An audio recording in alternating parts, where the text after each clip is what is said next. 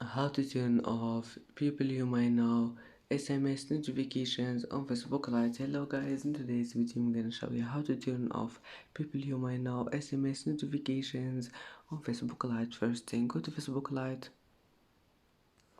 and here just click these three lines in the top corner and go down, click settings, and here click notifications and go down until you find people you might know. Click on it and then just click turn off SMS, and that's it.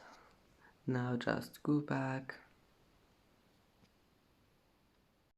and that's it for today's video. If you like this video, please don't forget to like and don't forget to subscribe, and thank you for watching this video until the end, and now see you in the next video.